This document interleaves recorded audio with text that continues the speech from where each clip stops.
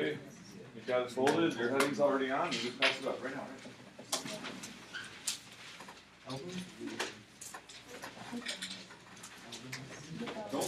Don't wait for me to stand up and announce this. Get your thing folded, get your heading on, and get you ready to pass it up. Mine was folded before I walked out my house. Boom. Can you get somebody? Is it already the 17th? That is nuts.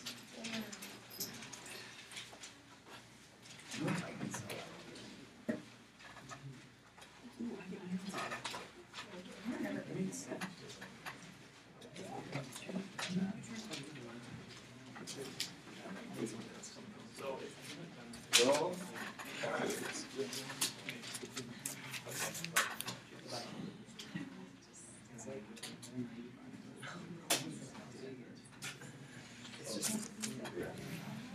okay, so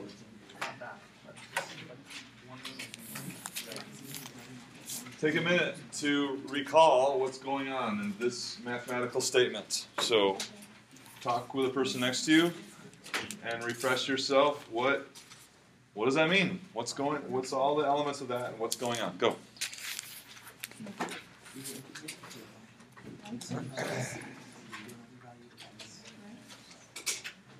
Which one is the derivative here? The inside is the outside, right?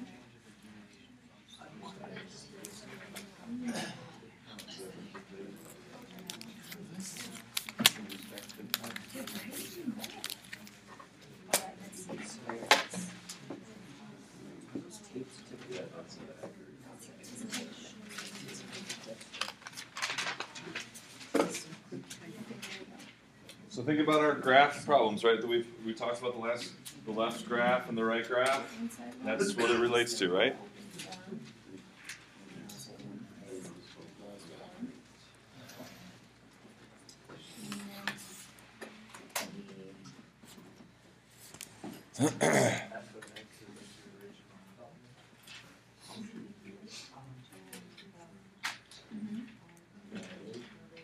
Well, yeah.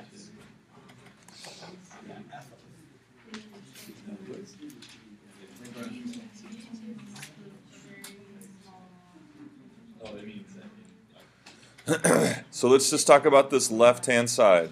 The left-hand side. Who can tell me something about the left-hand side? Lauren. Isn't it the open form of accumulation? Open form of accumulation. What do you think? Agree with that?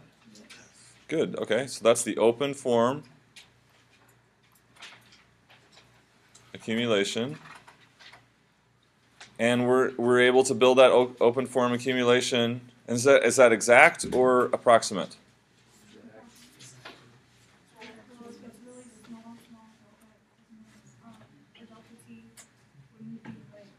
Yeah, so we say delta t is sufficiently small for this to be exact, right? Exact. So this is the open form of the exact accumulation. And that's built upon what? So from what? From given what? And is that exact rate or approximate rate? From exact rate, right? From exact rate. So that's the open form, exact accumulation function, and we built that up from exact rate. That was what we spent the first month and a half of the course doing, coming up with that open form, exact accumulation function. Okay, what about the right-hand side? DJ. Closed form of? Accumulation. Closed form, exact or approximate? He wants closed form exact accumulation. Yeah, that's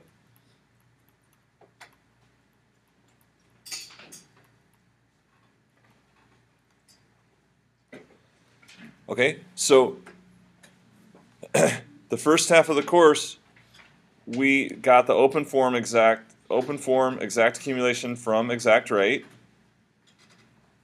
And so now we're talking about a way to get the closed form exact accumulation from exact rate. So given exact rate, what's the exact accumulation function in closed form? So that's kind of the journey we're on now. So exact closed form exact rate, from closed form exact rate to get closed form exact accumulation. Okay, so here's an accumulation function. What's the rate? The rate is 2x. So what does that represent right there?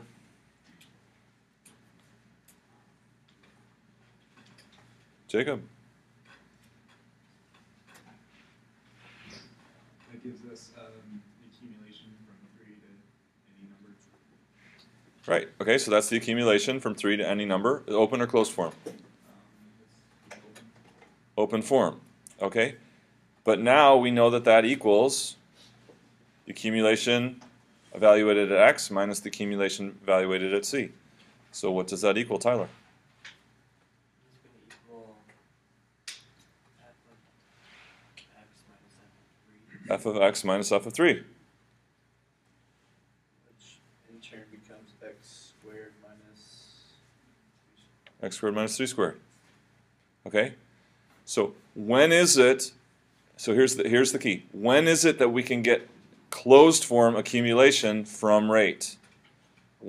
How is it possible for us to get closed form accumulation given rate?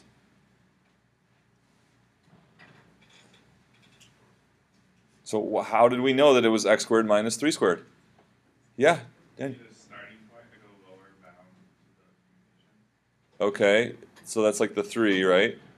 But how do we know this is the closed form accumulation function, x squared minus 3 squared? We know the f, like we know the function f. Yeah, because we have the function from which the rate came, right? So we have that original accumulation function from which we got the rate. That's what allows us to then write a closed form accumulation function. All right, so try this example. So what's the rate function? Dan, can you get the rate function for this function? Isn't it e to the x squared times 2x? He wants e to the x squared times 2x. Agree with that? That's it. So 2x e to the x squared.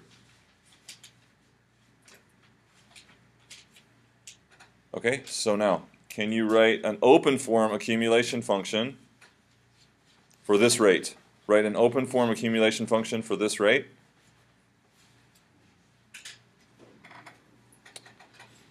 I'm not sure what, so let's start it at 5. So accumulating starting at 5. So open form accumulation for this rate starting at 5. Let's see. Beth, what would that be? Interval 5 goes to x. Uh-huh.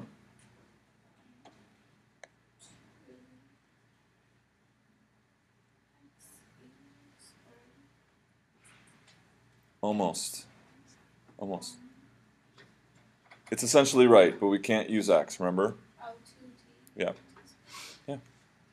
So actually, the example is actually starting at -2. I just forgot what it was. Okay, so now this is accumulating starting at -2, the open form accumulation for that rate function. So now write it in closed form. So write the closed form accumulation function. Sharon, what will it be? F of x minus f of -2. And then and what is f of x minus f of -2?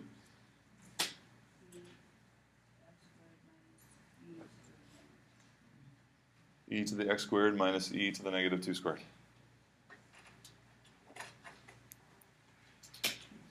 Okay, so now we can use graphing calculator to check that.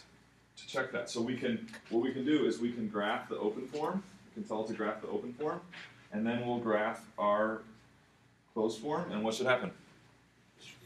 Should be the same. Let's try that.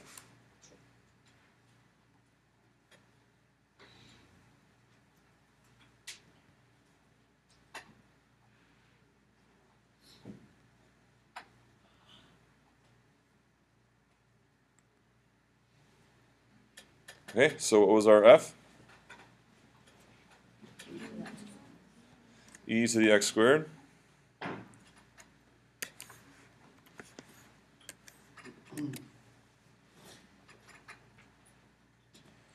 And we said the rate was 2x e to the x squared.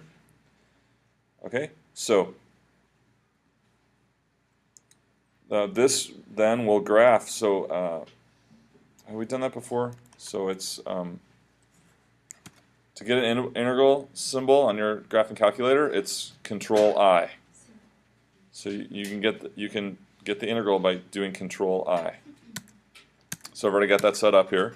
So I'm going to graph y equals starting at -2 to x of r dt.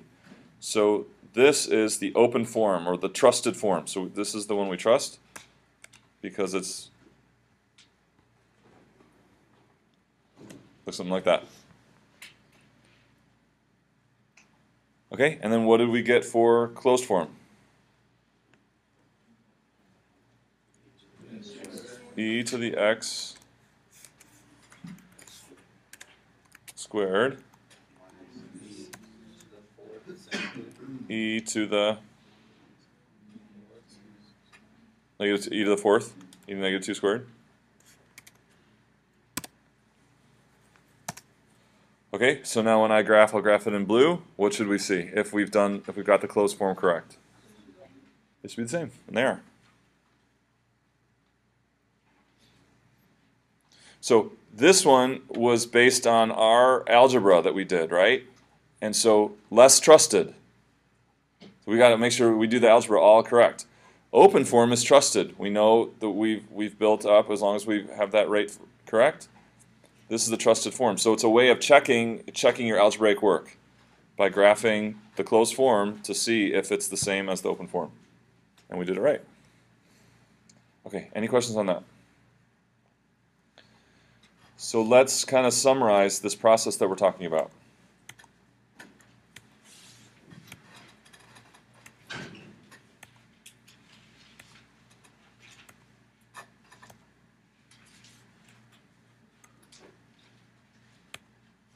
Okay, so here's where we started.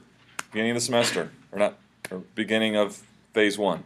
We had an exact rate of change function in closed form, and from it we get an exact accumulation function in open form. So, can you write what that is? What was our exact accumulation function in open form given exact rate in closed form? Somebody new. Connor. What will that be?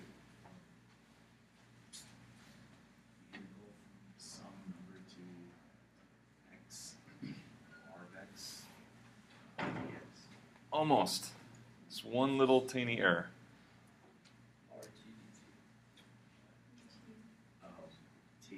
Right. Yeah, but it was right. So starting at a to x. And what was the deal with that RT dt thing again? You can't put x in there because you're using x as part of the bounds.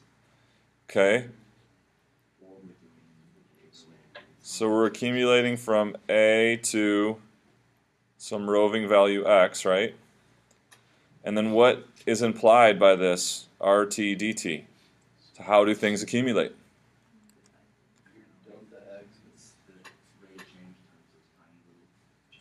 Right, so we have to have a way to keep track of the rate as we accumulate from a to x. We don't want to put x in there because what does x represents what? Yeah, where we're accumulating to. So t is an x value, but we need a different parameter to represent how that t is going to track from a to x, right? So that's why we need that t. If we put x in here, then that x just means the final value, and we don't get that bit-by-bit accumulation. Okay, so that's what we did before. And so then, about a couple weeks ago, have an exact accumulation function in closed form. Call it f of x.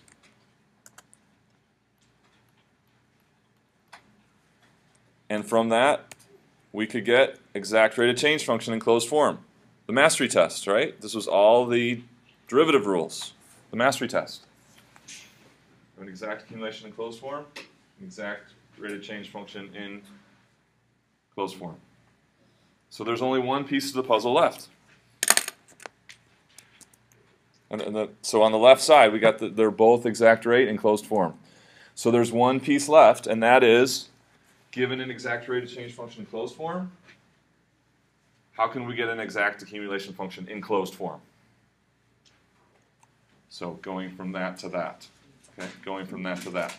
And so we've just done a few examples. What makes that possible to be able to write an exact accumulation function in closed form? Right, right. So whenever we know the exact accumulation function, fx, in closed form, that gives us this rate, then we can write the exact accumulation function in closed form. Just like the examples we just did. So really what we're doing is we're starting here, going to the rate, getting the rate, and then going back to... Right. Yep. So it's the only way we can know how to get exact accumulation in closed form is if we knew where we got that rate from in the first place. Yep, exactly. Okay, more examples. Okay, so this one we're going to start accumulating at 1. Okay, so I want you to write the accumulation function in open form. And then write it in closed form if we start accumulating at 1.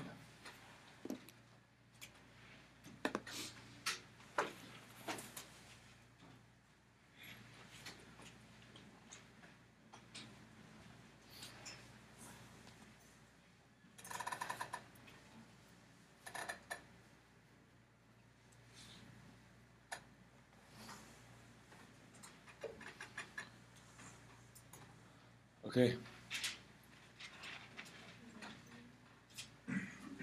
How about Daniel S? Exact accumulation in open form. The integral from 1 to x of Okay, right. And you can write that out. The RT is 24t cubed, e to the 6th to the t to the 4th, dt. Okay, in closed form, Marcus.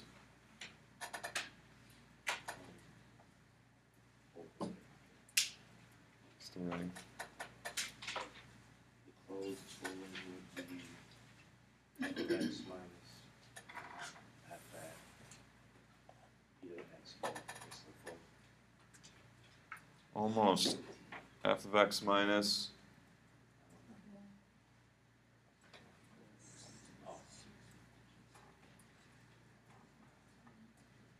minus f of 1, right?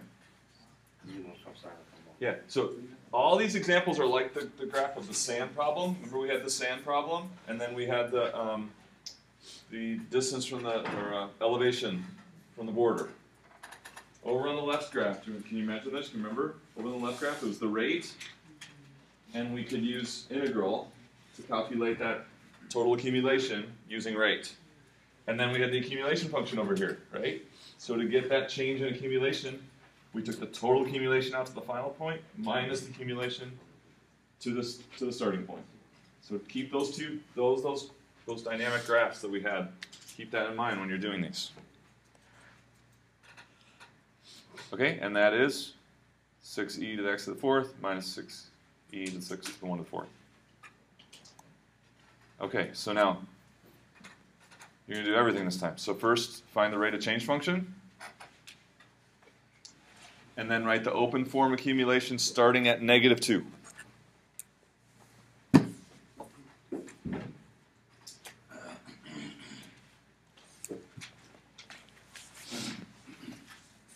So this is a good derivative mastery test.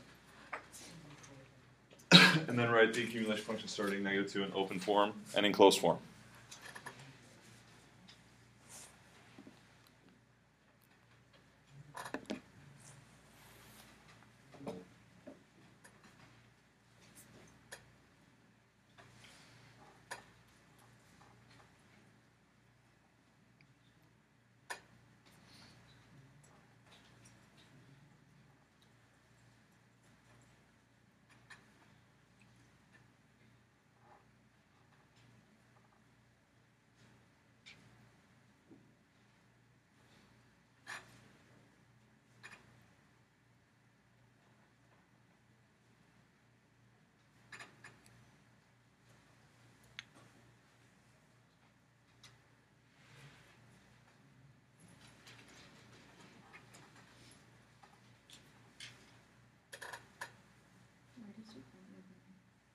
Okay, so how about Richard? How about the rate of change function? Can you do that? Is it 1 over 2 times square root of e to the negative x squared Okay. times e to the negative x squared and times negative 2x? Okay, this is what's been offered up. Agree? Stanley likes it. Simplify that to negative x. What's that? Can you simplify that to negative x times root e to the negative x squared? So you want to the twos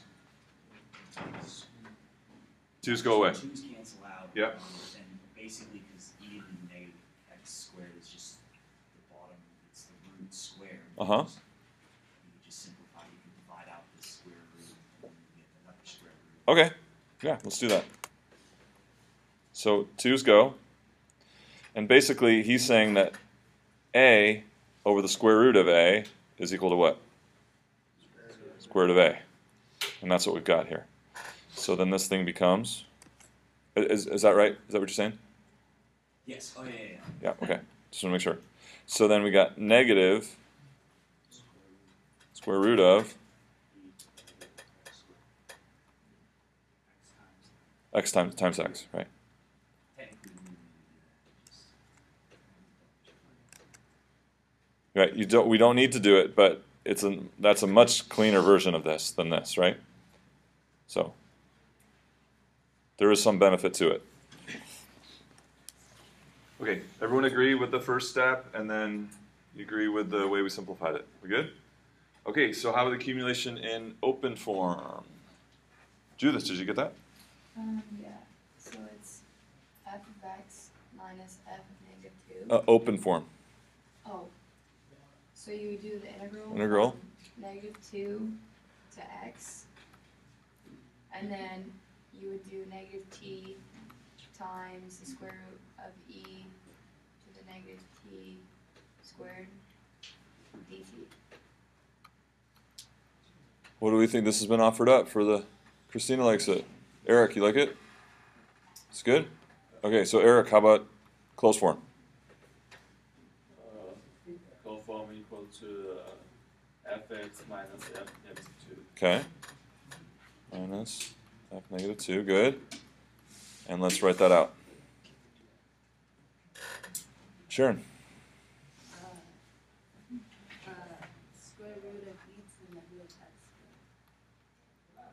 squared. Okay. Square root of e to the negative t.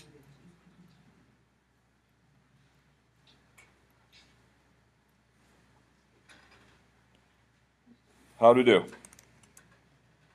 Any comments, questions? Do you agree? Oh, yep, right. This whole thing is square rooted? Yeah. Are we good now? Okay, so let's so I'm going to erase this, but everyone's got it. So we've got our we got a rate function, we got the original function and the rate function, and our closed form. So make sure you got those three things. I'm going to erase, and we'll check it on graph and calculator. Can I erase? Are we good? Oh, Jacob, go. Why is the open form the key negative? Okay, so what does this represent? So tell me what is that thing? In the open form, what is that? Just in general. Well, it's like the derivative. Okay, when we call that? Yes, that's the rate function, right? Yeah. So didn't we find it to have a negative? Oh, Yeah, so we. yeah, I get it. I think Yep. Any other questions? Can I erase? So let's check this out. Okay, what was our original function? Square root e to the negative x squared. Like that? No parentheses though. Shoot.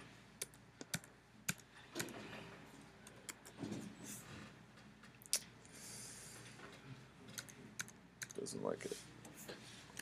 There we go. Okay. All right, and what do we get for our rate?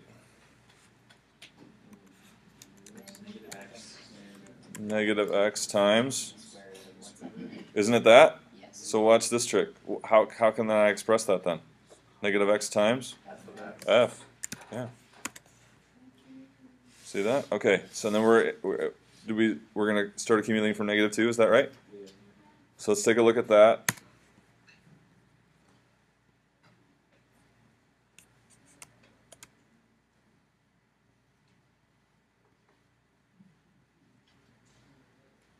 Okay, that's a good view of it. And we want to compare that to our square root of to the negative x. Oops. Square root of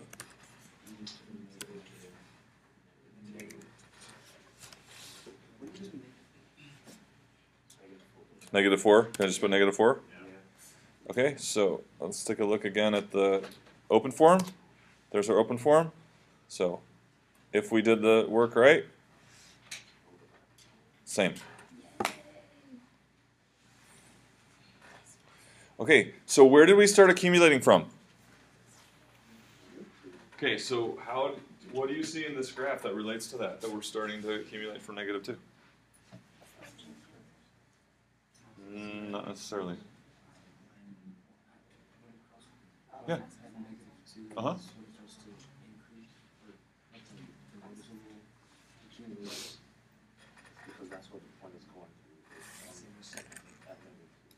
Yeah, so why is there x-intercept at negative 2, and will that always be true? So we've got a root. This is our accumulation function, right? We graphed it both in open and closed form, accumulation. So we have a root at negative 2. Will that always be true, and why is it true? Sorry, Sam. Tyler. That's where you start the accumulation, so there hadn't been any accumulation at Okay. that point. So the value of the accumulation there is 0, because that's where we're starting to accumulate. So will that always be true? When you accumulate starting at A, will you have, Connor?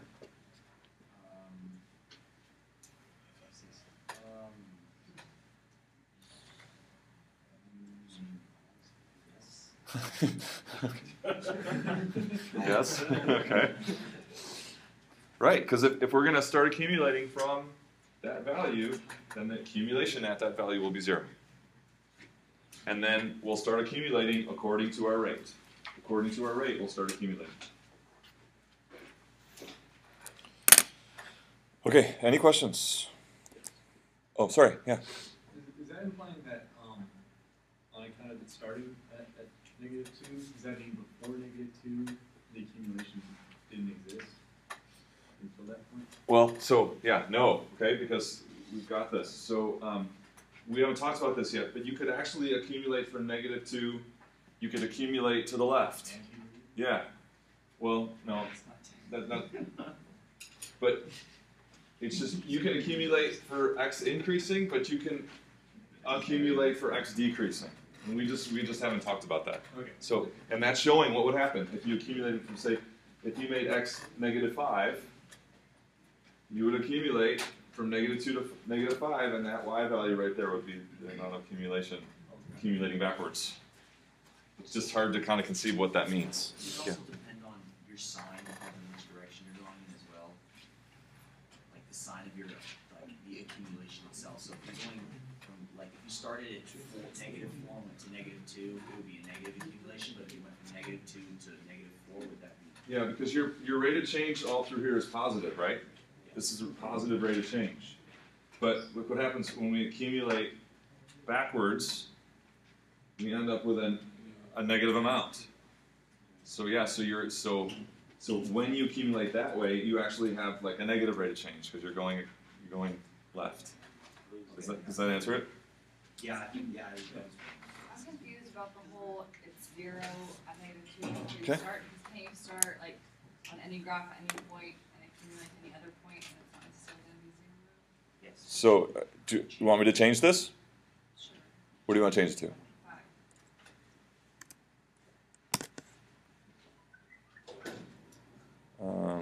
5. We gotta turn this off.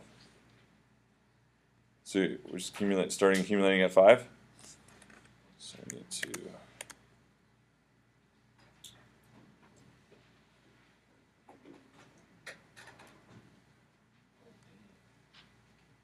It's gonna be hard to see, but we'll get there.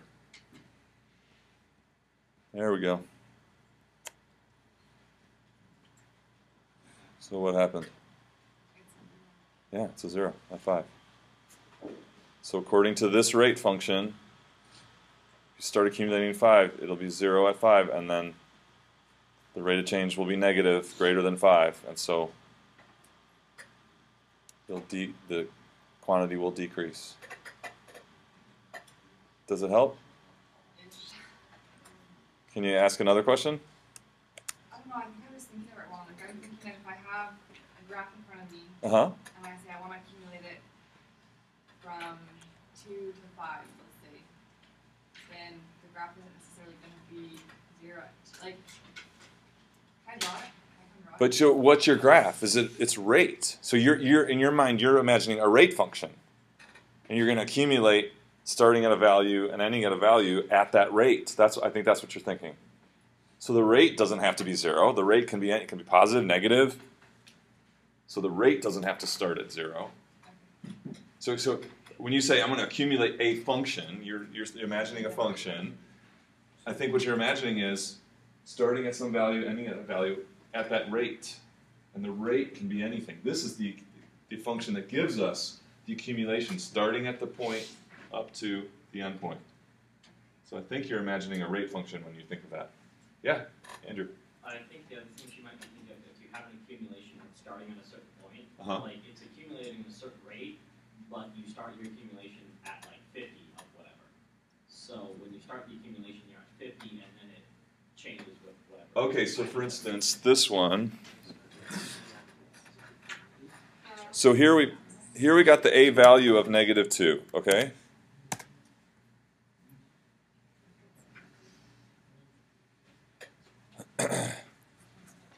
So are you thinking maybe then for this, maybe this is what you're saying, for this particular accumulation function, what if we started accumulating at 0? Is that what you're saying? No, I meant like if the accumulation function would be like have something added or subtracted to it at the beginning. So f of x would be like the square root of e to the -x squared, and then like plus 5. So you're not like starting at 0. Okay, so like to this right here, adding 1. Is that kind of what you're saying? So we start at an initial value of 1, and then we start accumulating at -2. So we're going to start at 1 now. Is that? That's what you're saying. Yeah. No? We're looking at the paper that you do. I don't know, I don't know. Let's hash it out later. Yeah, yeah, go ahead. Is this just for this particular accumulation function, or is it for all accumulation function that if you start at like -2 to be 0, and is it for just this one? What happens when you put that value at 0 instead of -2? So yeah, no matter what rate function you choose, if you start at -2, you'll get a root at -2. Yeah, that's right. Regardless of what rate function you choose. That's right. Okay, what do you want to do, Corey? Change -2 to 0.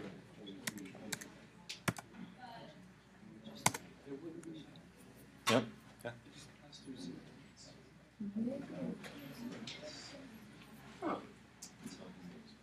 Okay. Any more? This is a great discussion. Is that more to talk about? No, this is good discussion.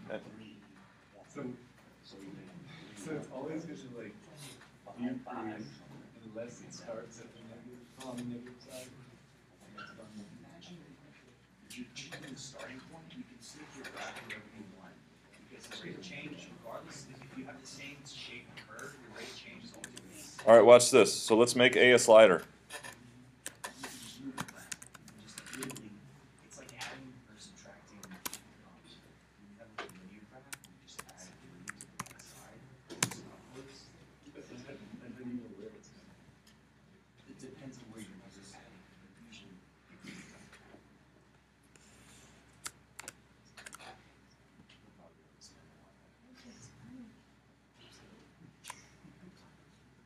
Okay, so what will happen if I change the slider? A, right now A is at -4. What will happen when I increase A? So this is an accumulation function, right? Will the rate change? The rate function will stay the same. How do we see the rate function in this graph? How do we see the rate function in this graph? What's that? Yeah, isn't it the inclination, right? It's the relative sizes of changes in y to changes in x, or slope, right? So, what do you suppose the rate of change is right there?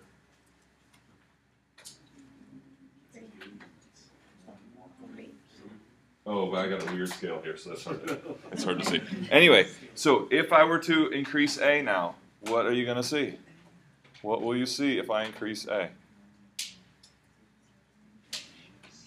So I see some people going like this. I see some people going like this. It's going to move. He says it's going to move this way. And down. So it's going to like this. What's going to happen when I change A?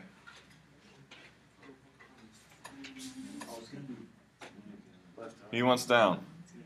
Left and right. Vertical shift. So the rate, basically I'm just graphing different accumulation functions for this rate. The rate's going to stay the same. And the rate is seen as? Changes in y over changes in x. But I'm going to start accumulating at whatever the value A is. So what do you think it's going to do? Shift down? Okay, I'm going to increase A. Oops, too fast. Right? Because for all these accumulation functions, they have the same what? Rate of change. So at a given x value, that rate's going to stay the same. But we're going to start at a different A value.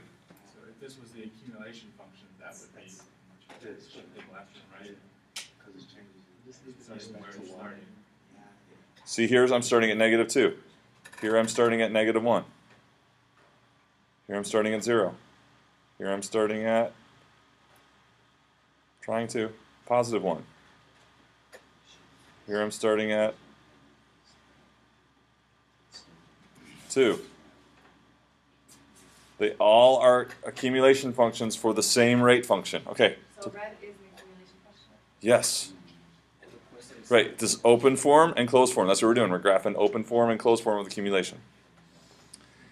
And for changing A, I'm just getting different accumulation functions for the same rate. A is the starting value, so the y value will be 0.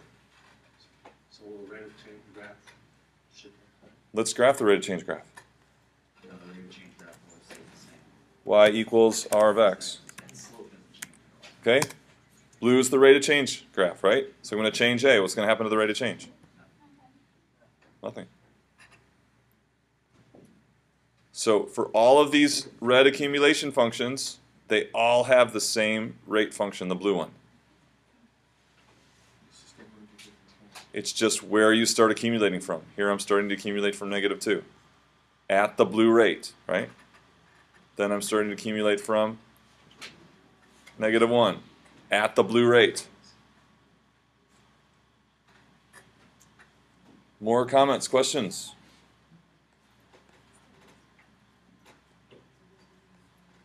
Okay, let's keep going.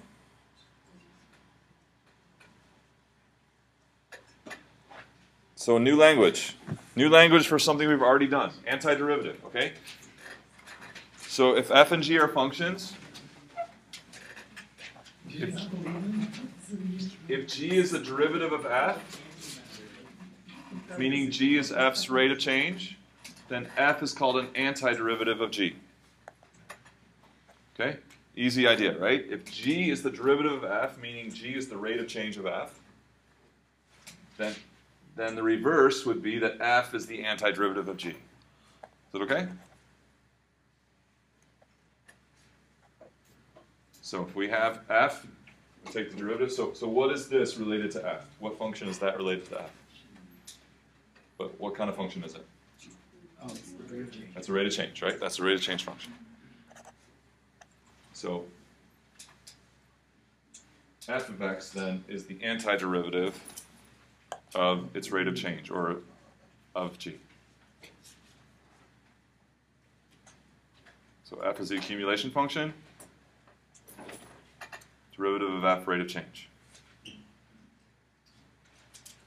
So just new language for something we've already understand, right? So every accumulation function is an antiderivative of its rate of change function. Every accumulation function is an antiderivative of its rate of change function. However, every rate of change function has more than one antiderivative. That's what we just saw when I made the slider, right? For the same rate of change function, I got all those different accumulation functions starting accumulating at different values, right? Starting accumulating at different values. Okay, so if I have an accumulation function, how many rate of change functions does it have? Just one. There's only one rate profile for a given accumulation function. Just one. If I have a rate of change function, how many accumulation functions are associated with that rate of change function? Infinite. Infinite. Okay, many.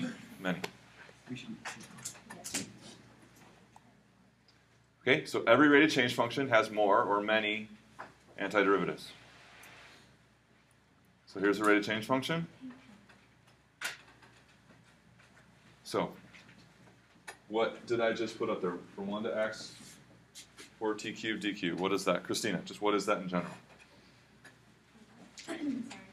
So this, if this is the rate of change function for x cubed, what does that represent? The integral 1 to x 4t cubed. Okay, that's right. And what is that? The open form of the exact accumulation. Open form of the exact accumulation. Right. Okay. Write the closed form. So can you write the closed form of the exact accumulation?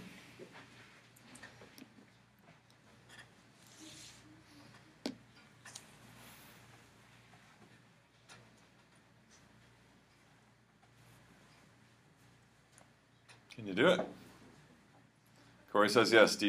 Corey says no. DJ says yes.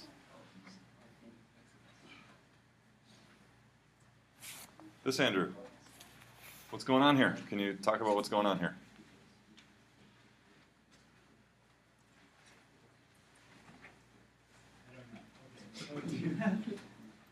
If the derivative is 4x cubed, Right. can you say that f of x is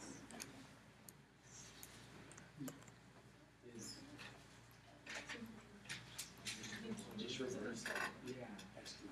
yeah.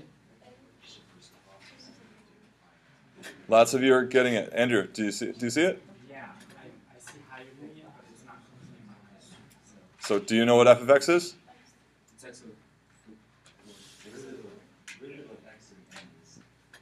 Many of you are saying. So what's different? So I asked you for the closed form accumulation function. What was different this time? Didn't give you f. I just gave you the rate. So what's it going to depend on? It's going to depend on our ability to what? Think backwards. We got to think backwards from our derivative rules. Is this a valid accumulation function that has this rate function? Yes. So can I write Tyler? Question. Yeah. Isn't that just a possibility? Because Okay. what if there was like some constant along with that? Okay. Well, that's where we're going. That's what we're getting at. Okay. So, but if I know I'm starting accumulating at 1 and ending at x, can I use this? Is this a valid? No. You have to subtract 1 in order to make it a valid closed form accumulation. Okay, you misunderstood my question. Okay. So what is the closed form, Connor? X to the 4th minus 1. All right. X to the 4th minus 1 to the 4th. So it's our f of x minus, which equals?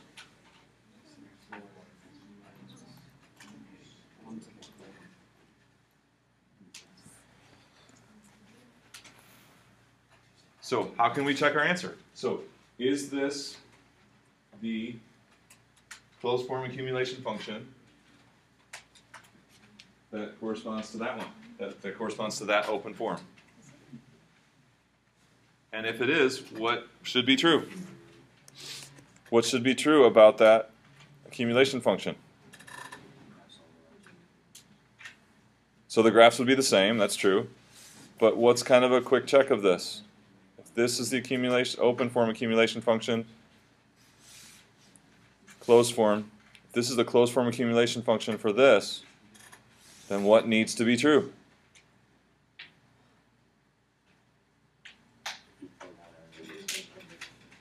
What's that? Okay. Same as what? Yeah. So shouldn't the derivative of this be our rate function? Is it? Yeah, because derivative is 4x cubed minus 0. And that's what it is. Okay, so write the closed, so what would the closed form for this one be?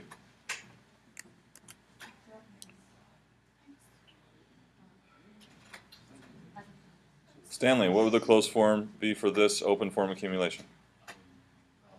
Or you just do f of x minus f of negative 5. Which is? Plug it in. So it would be x to the 4th minus negative 5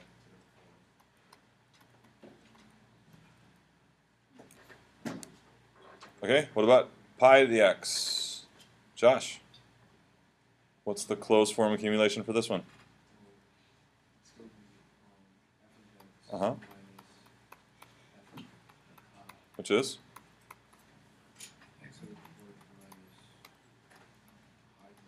Pi to the 4th. All of these have what?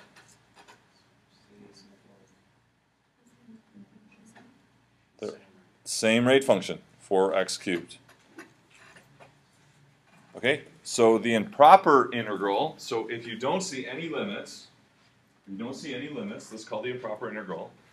It represents all antiderivatives of 4x cubed. So this is an antiderivative of 4x cubed, this is an antiderivative of 4x cubed. They're all antiderivatives of 4x cubed because their derivative is 4x cubed. They're all antiderivatives of 4x cubed because their derivative is 4x cubed. So when you don't put the limits on there, you're representing all antiderivatives of 4x cubed.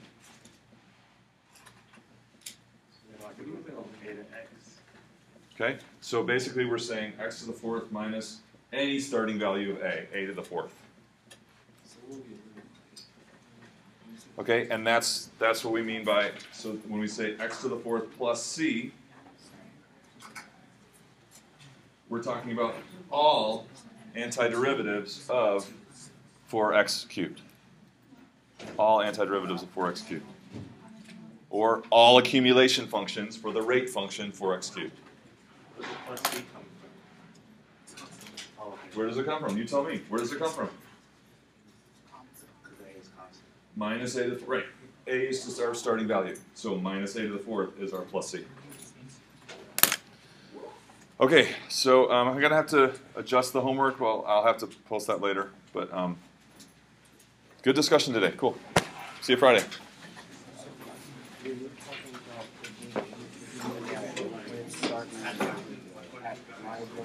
Yeah. X were another number, pi takes 3. Yeah. And it would just be actually evaluating that function at 3. This is a function, right? Starting at pi, this is the accumulated amount up to any value. If you put 3 in for x, then you're saying specifically accumulating from, say, 7. Specifically the accumulation from pi to 7.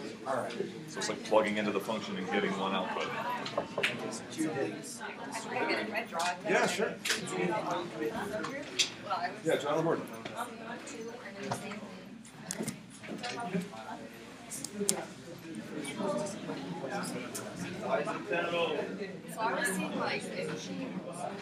I'm listening.